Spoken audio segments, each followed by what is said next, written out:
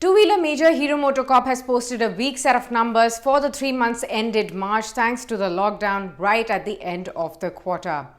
Going forward, however, you may see the pent-up demand could really push up sales from here on for the two-wheeler major. In our ideas for profit today, I will discuss whether investors should look at adding this stock to their long-term portfolio or not.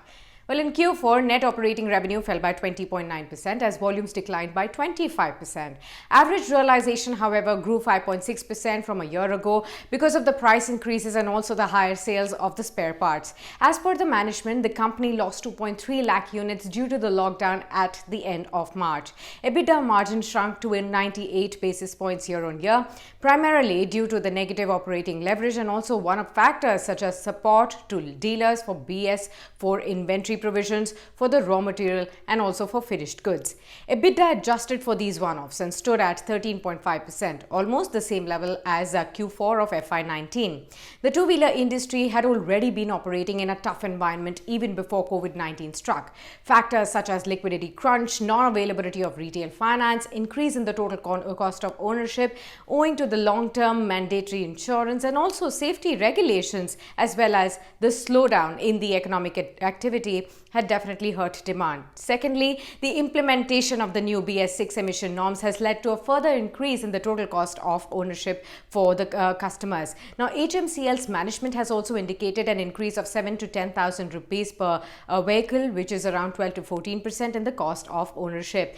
COVID-19 brought everything to a grinding halt for quite some time. No production, no sales, and the inventory at dealers will cause a lot of pain for the entire two-wheeler industry in the near term. HMCL, for instance, saw zero volumes in April and a decline of 82.7% in May. Now, things are likely to improve from here on, going on from here. If you really see, first, we actually believe that one of the most important changes we will really see in the post-COVID-19 world is the shift in preference towards personal transportation, as people will continue to remain fearful of taking public transport. Two-wheelers, being small ticket size personal transport vehicles, would actually see significant pickup in demand in the post-COVID-19 world. Second of all, IRDAI has also announced it will withdraw the long-term motor insurance package policy from August 1st, 2020. Now, the policy has been a big drag to the company as it really led to an increase in the total cost of ownership. This cost saving will actually partially offset the price increase due to BS6. Third of all, government focus on rural areas through schemes or reforms such as better price realization for farmers, better infrastructure for agriculture, better countrywide distribution of agricultural products, and also the expectation of a good Rabi harvest should really boost rural incomes, benefiting HMCL. In fact, the management indicated that it expects strong retail demand after the lockdown.